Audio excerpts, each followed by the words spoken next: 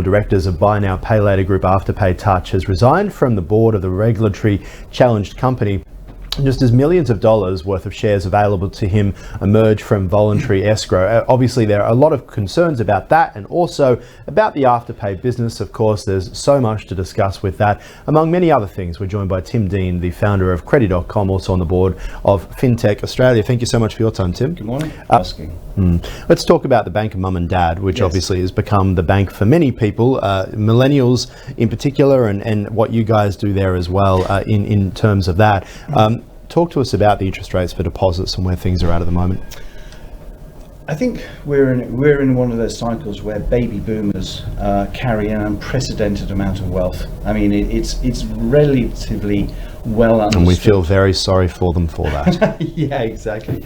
Look, the generation of the baby boomers is probably going to be the last generation that's not as wealthy as the next generation. Yeah. I think there's a bit of a top of the curve, and it's going to go down. Yes. And what's happening? Property assets have obviously increased dramatically, especially in New South Wales and Victoria over the years. So there's this large lump of asset base that's sitting there. So this asset class is really cashed up baby boomers who have got assets that are sitting there that they're putting to use. So if you consider how are they putting them to use? They're doing it through lending. Actually, they're either taking a drawdown on their property or they're using savings. I mean, again, I revert to the numbers. If you take a $10,000 on a savings account, on a term deposit account, you know, the savings rate at the moment is 1.35%.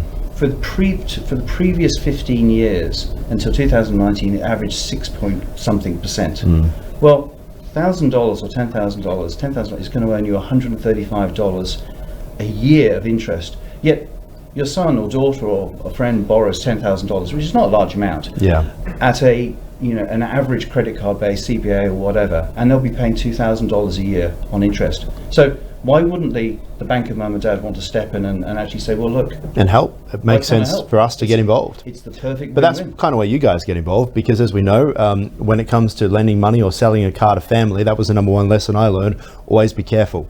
How do you guys kind of assist in that situation? So about 3 or 4 years ago, we started the journey of building a platform, very much before the sort of bank of mum and dad became a sort of a public parlance usage. Yes. And it came through personal use. I was lending to my kids and it was a disaster, you know. That's what I was saying. Yeah. I remember a teacher, I think I was in grade or year 7 or 8, it was like a finance class, and they said never sell a car to a family member because if things go wrong, it's an absolute disaster. But what was your experience? Well, let's just address that one. That's absolutely the folklore of this. Everyone says that, you know, yes, friends, family fools, or whatever. Yes. But the data tells us that people do it all the time. Right. So I kind of figured out that if you're going to do it, you might as well do it well. Yes. So we put together a platform that manages the whole end-to-end program. So you can do, and it's really human stuff, right? So instead of going down the pub and after about the third beer, you know, your mate says, oh, you know, can you help me out? And you think, actually, I'm not here for the beers. I'm actually here for being tapped up for a loan, right? So what would a program want to do? Or what about if you're just catching something up with someone and then after maybe the second bottle of wine, you've volunteered to assist in a situation that you wake up the next day and have a look through your text messages and think, oh no, what have I done? Well, you know what, that's an interesting side, is because human behavior is what it is that when you have that conversation and you say, look, do you think you can help me out? And you turn around and you go, yeah, look, maybe. Yes. You can sure as eggs are eggs. One person hears yes and the other person hears no. But the word maybe left you in a whole load of ambiguity. So we put together a platform that basically allows you to send a loan request to someone to either offer help or receive help, and then you negotiate in a non-face-to-face environment, so you can just go no, click, or yes, or I can help more or I can help less. Can you tailor it for yourself so you just have the no button?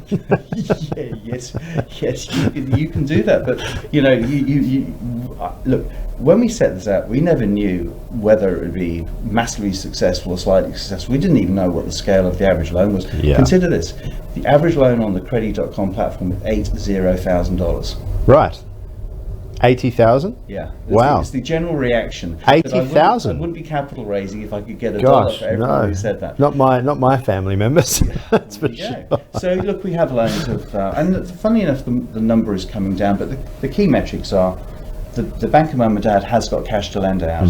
The average loan is about 3 to 4 years, and the average interest rate is about 3%. So there are people who want to help out, but they also want to get fair value and return. Maybe they're taking it down from a mortgage and they're sort of liquidating and doing a drawdown. But the critical thing is as well is the other factoid, I guess, is that thankfully we're all living a lot longer. So years ago, you used to get your money, frankly, when your folks died, and you sort of like, got a bit of a handout.